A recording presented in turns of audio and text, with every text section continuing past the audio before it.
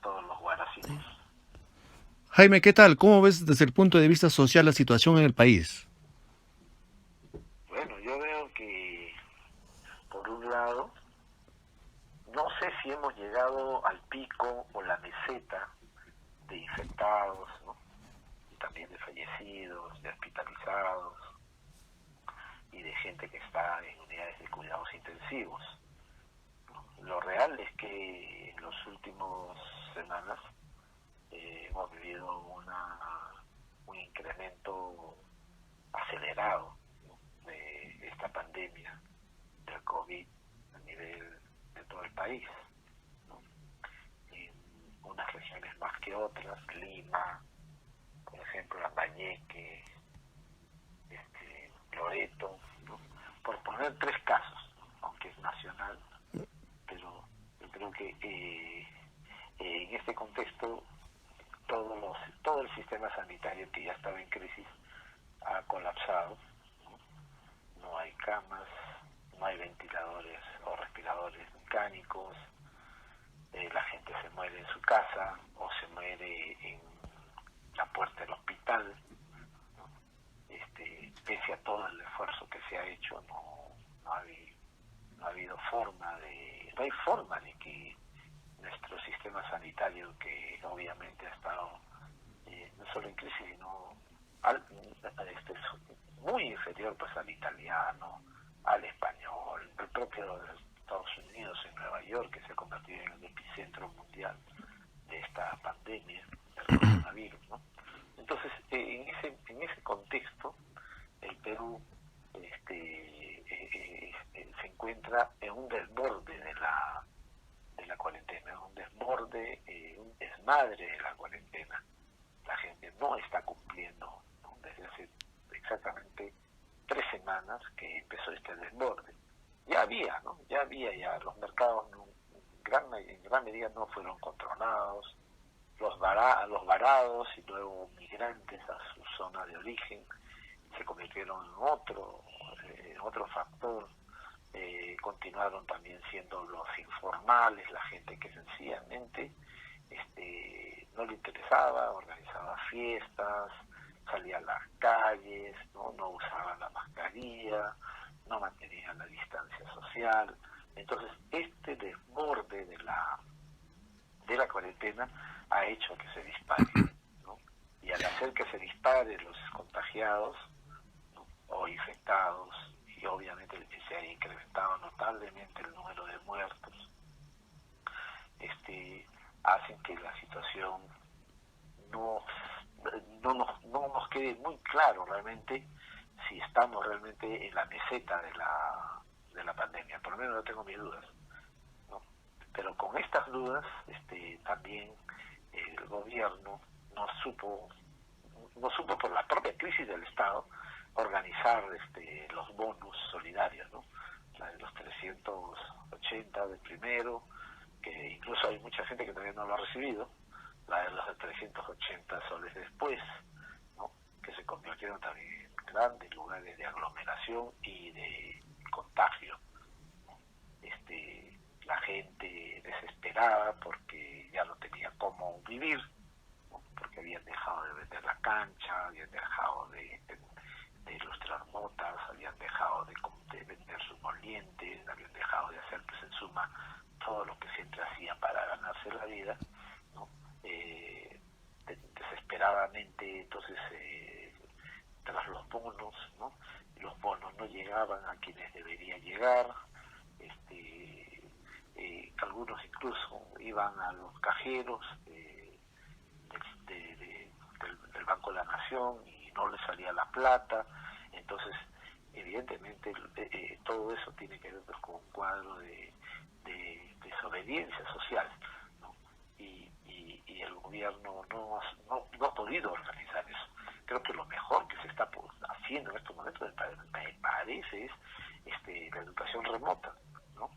Que a los chicos, como sea, habrá muchos que no hayan podido entrar porque no tienen señal, no tienen computadoras, no tienen laptop, no tienen celulares que tengan, pues, dispositivos que les permitan tener clases virtuales, pero creo que es lo que mejor está funcionando, ¿no? Entonces esta situación es de desesperación, ¿no?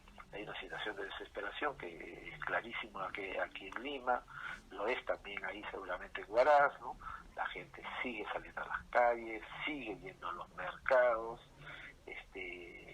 unos por necesidad, otros porque sencillamente creen que el coronavirus no les va a llegar, ¿no? Pero yo creo que se equivocan, ¿no? Jaime, los bonos no tuvieron efecto en todo caso. Sí han tenido efecto, pero ha sido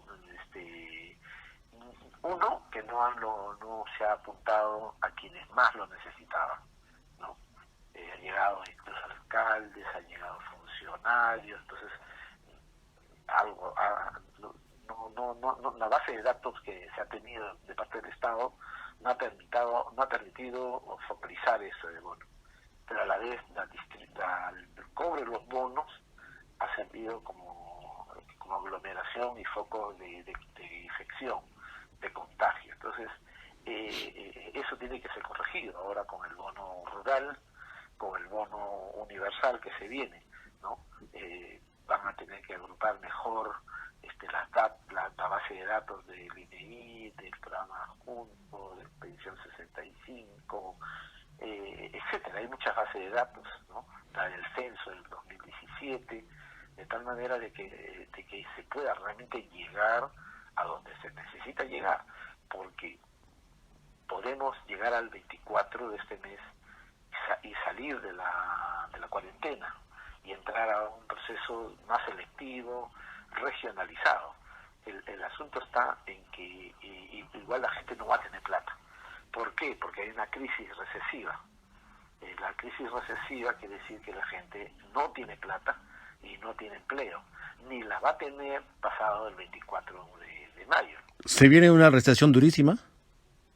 Sí, muy dura. Realmente cuando el presidente Vizcarra señaló lo que le había dicho la ministra de Economía, de que la crisis post-cuarentena o post-pandemia, así que aunque post-pandemia no podemos hablar, este virus ha venido, creo yo, para instalarse acá, y en el mundo entero, porque es una pandemia y por lo tanto se trata de una cosa global, planetaria.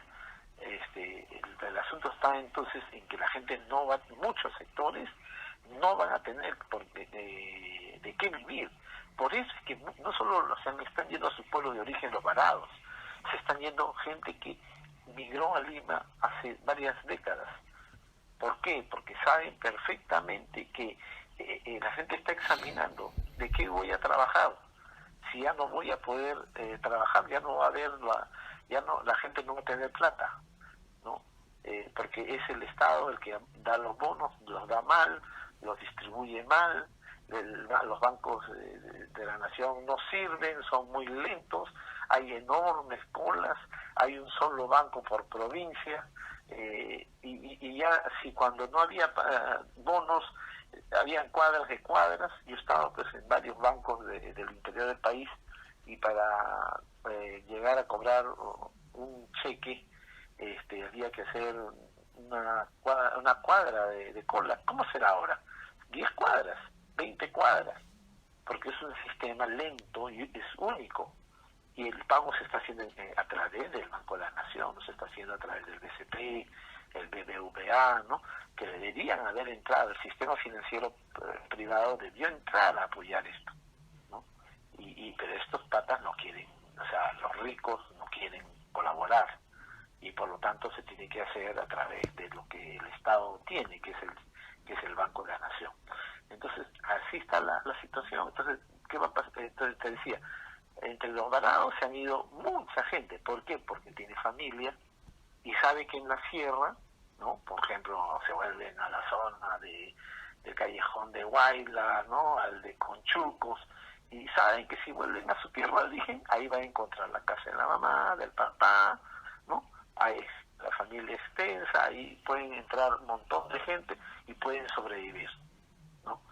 Porque ya han evaluado que aquí en Lima no va a haber trabajo, ¿no?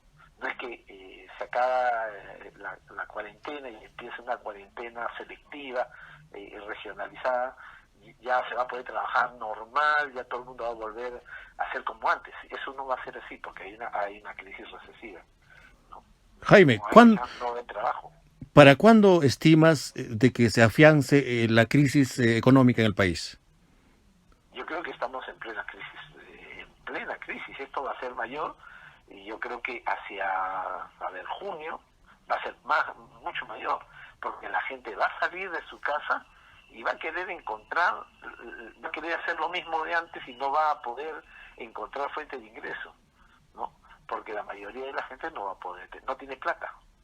Al no haber plata, ¿no? Porque los bonos solamente buscan para cubrir la canasta básica. Los bonos no te están dando para comprar otros gustitos. Entonces, yo creo que ya eso ya está en el balance de migrantes que han vuelto a sus tierras de origen, a por lo menos 10, 12 regiones, ¿no? Se han ido a San Martín, a Ucayali, a Ayacucho, a Huancavelica, a Purímac, ahí mismo ahí en Ancash, ¿no? Mucha gente ha ido, ha regresado. Así es, efectivamente. Si uno mira, va a ver, son gente que estudiaba, que trabajaba, que vivía en alquiler o que vivía en una choza en algún lugar de la periferia limeña. Entonces ellos ya lo saben que esto es de mediano y largo plazo. Entonces por eso yo creo que yo iba a escribir un artículo sobre esto hace un mes más o menos, diciendo de que la distribución de la bolsa de alimentos que el gobierno destinó para entregárselo a todo el país, ¿no? Vía alcaldes. Por supuesto, vía los alcaldes distritales, no debió ser a través de los alcaldes, debió reactivarse los clubes de madres, los comedores populares, porque eso sí funcionó, ¿entiendes? Ahí sí funciona. Son estrategias que han funcionado en el periodo del cólera y el contexto del Fujishok. Hay que hacer simplemente un poco de memoria, ¿no? Cuando hubo el Fujishok, inmediatamente los comedores se activaron, ¿no? Cuando hubo el cólera, los comedores populares también fueron la estrategia central para la distribución de los alimentos, ¿no? Las mujeres ahora obviamente tienen que tener con protocolos, o sea, usar las mascarillas, quizás en ese caso por el manejo de alimentos, los guantes, ¿no? Tiene que haber una serie de protocolos, pero los comedores tienen que reactivarse, ¿no? Quizás nosotros tenemos malos recuerdos de algunos comedores por manejo político, etcétera, pero esta vez los necesitamos como estrategias ordenadas para poder hacer un ordenamiento y para que la gente no pueda dejar de quedarse sin comer, porque se viene el bono universal, ya, el bono universal y el bono rural. El bono rural es para el campo. Seguramente mucha gente va a recibir sus 760 soles. Ya, pero ¿cuánto tiempo te va a durar eso? Un mes. Uh-huh. Ya, ¿y qué viene después si no hay empleo? Entonces tienes que mirar más allá de junio, de julio, agosto, septiembre, porque la crisis no solo es peruana, es mundial. Es una crisis de recesión, ¿no? Algunos hablan de que estamos volviendo a la crisis del 29, del siglo XX, que fue una de las depresiones más grandes de la historia, ¿no? Entonces, no había empleo, la gente tenía que vivir de cualquier cosa, ¿no? Entonces, es más o menos lo que hay que ponernos en el peor de los escenarios. Entonces, los comedores tienen que convertirse en los sistemas de distribución del alimento. Se prepara el alimento, inicialmente incluso yo creo que debería ser gratis, posteriormente ya podría ser a un sol, pero yo creo que el gobierno tiene que reactivar ese sistema. Hay creo que varios tipos de agrupamientos de comedores y clubes de madres, que se reactiven todos, ¿no? Todos, porque ahí, y yo he visto aquí ya en Lima, en un sector creo que de Villa María del Triunfo, ya de un comedor popular se está dando alimentos a todo un cerro, ¿no? A todo un asentamiento humano. Entonces están haciendo 200, 300, 500 raciones. Y la gente hace su cola manteniendo su metro de distancia, ¿no? Entonces eso es lo que hay que hacer. El presidente Vizcarra ya anunció eso. Sí, qué bueno, pero como te digo, yo creo que la distribución de la bolsa de alimentos debió ser a través de los comedores populares. Y no solamente aportarles en bolsa de alimentos, sino también debió ser en alimentos elaborados. ¿Por qué? Porque hay mucha gente que no le ha llegado. Es en el Perú un país que no ha cuajado como institución, cuyas bases de datos son compartimentalizadas. Lo que tiene el INEI no se parece en nada a lo que tiene, que puedo decirte, el MIDIS. Lo que tiene el MIDIS no se parece en nada a lo que tiene el PROMA juntos. Entonces, aquí las bases de datos de la gente pobre, no las tenemos, ¿no? Nunca se pensó que había necesidad de hacer todo esto, pero ahora sí. Entonces, por eso es que no llega a quienes debe llegar, y muchas veces llega a quienes les llega, pero no necesitan. Entonces, pero la próxima etapa que se abre de la cuarentena ya selectiva, o cuarentena inteligente, como se le llame, va a requerir de sistemas en la que cualquiera de nosotros pueda ir a comer en un comedor popular, ¿no? A traer su menú, llevar a sus familiares, y que sea cero costo, que el Estado lo financie totalmente, ¿no? Hasta que la gente tenga plata. Así fue en los 90, ¿no? Se distribuían los alimentos, las mujeres se organizaban y turnaban, se hacían turnos, ¿no? De tal manera de que se elaboraban los alimentos. Y todo el mundo iba a los comedores populares, ¿no? Yo en los 90, yo he trabajado, cuando trabajaba con los desplazados por la violencia terrorista, yo he trabajado apoyando a algunos comedores que beneficiaban a ese tipo de poblaciones, y todo el mundo llegaba con sus tupper o con sus viandas para llevarse, ¿no? Para llevarse su comida. Funcionó, sí funciona, es lo que tiene que hacerse. Lo que ha funcionado antes debe funcionar ahora, ¿no? Y obviamente, ¿por qué? Porque es organización de madres. Y ahí hay, pues, internamente, hay autocontrol también, ¿no? Porque no vamos a negar que la corrupción no solo está en las autoridades, arriba, no, está también abajo, ¿no? Está a todo nivel. Entonces, ahí habrá, pues, formas de autocontrol, ¿no? En las propias organizaciones. Si no confiamos en estas organizaciones, no tendríamos ninguna alternativa. Yo creo que tiene que hacerse a través de ellas, no entregarse nuevamente a los alcaldes distritales, menos a los provinciales, que se la van a tirar, y mucho menos a los gobernadores regionales, que prácticamente no han funcionado. Los gobernadores regionales han sido una nulidad en esta crisis, y en general todos sabemos que la mayor parte de los gobiernos regionales prácticamente no hacen una buena gestión, ni siquiera gastan lo que tienen presupuestado gastar, ¿no? Y si gastan, se lo tiran la plata. Entonces, hablamos de volver a una experiencia de los 90. Incluso nace en los 80 esta experiencia, ¿no? Ya en el contexto final de la hiperinflación de Alan García, ya habían comedores populares, porque cómo enfrentabas un escenario hiperinflacionario, donde los precios se elevaban, pero como espuma. El pobre tenía que ir al comedor popular, no quedaba otra. Incluso ha habido comedores populares muy cerca de las zonas urbanas. Muchas familias que no llegaron a vivir la crisis, ¿no? Por el desempleo que trajo la privatización de las empresas, tuvieron que ir al comedor popular, a los vasos de leche, ¿no? Entonces, no es nada nuevo esto lo que estamos diciendo. Me parece una buena idea. Yo creo que debió reactivarse los comedores populares antes, y mantenerlo como una estrategia nacional para la distribución de los alimentos a los sectores que no van a tener que comer, porque no va a haber de dónde, por lo menos no va a haber el arroz al fondo de la olla, no va a haber, no es porque uno sea malo, pero la situación está así, ¿no? Muchos no van a tener su empleo, su autoempleo, los informales, los que vivían acá en Lima, justamente atendiendo a esos sectores. Esas señoras que se ponían a vender trozos de piña, de papaya, de melón, ¿va a haber para eso? No va a haber, porque mucha gente, millones de trabajadores, no digo millones, pero si quieren son 2 millones o 3 millones creo, se han acogido a la solución perfecta. ¿Cuánto les están dando por solución perfecta?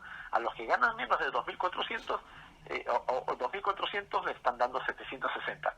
¿Cuántos meses te va a alcanzar 760 para vivir? ¿Un mes? ¿2 meses? ¿3 meses? No puede, o sea, hay que entender de que la situación que se viene y que ya estamos viviendo y no nos damos cuenta porque todavía estamos en plena cuarentena, ¿no? Va a ser muy difícil realmente. La reactivación va a ser un proceso de mediano y largo plazo, no va a ser de corto plazo. No es este año, no va a ser este año. Entonces, por eso es que había que volver a los comedores populares. Y yo creo que debió recurrirse a ellos, y en todo el Perú se activan los comedores populares y se vuelve. Claro, van a requerir ollas, van a requerir cocina, van a requerir los alimentos, los insumos, ¿no? Pero todo eso se le da, pues, ¿para qué? Porque funciona una organización, ¿no? En cambio, con los alcaldes, Dios mío, le ponen cualquier cosa, le bajan el quilaje o el peso a los productos, o los compran ya pasado de su fecha de vencimiento. Entonces, estamos de instancias de gobierno bastante podridas por la corrupción, ¿no? Y ya lo sabíamos, ya cuando el gobierno decidió dar la bolsa de alimentos a través de los municipios, todo el mundo dijo, pero ¿cómo le va a entregar a los delincuentes, no? Uh-huh. Ya lo sabíamos, solo que Vizcarra creyó que como estos son alcaldes que tienen 1 año y medio o menos de 1 año y medio, creyó que con ellos podía tener una estructura capaz de llegar a los sectores más pobres, porque el municipio distrital en realidad es el que llega pues, a la última comunidad, ¿cierto? Eso es lo ideal, pero lamentablemente no contábamos con que la mayor parte de estos alcaldes han tenido financiamiento, y sus financistas exigen, ¿no?, la devolución de lo que prestaron, de lo que invirtieron, y eso tiene que entrar, y eso tiene que recuperarse a través de la corrupción, ¿no? Jaime, algo más te agradezco esta entrevista, Jaime.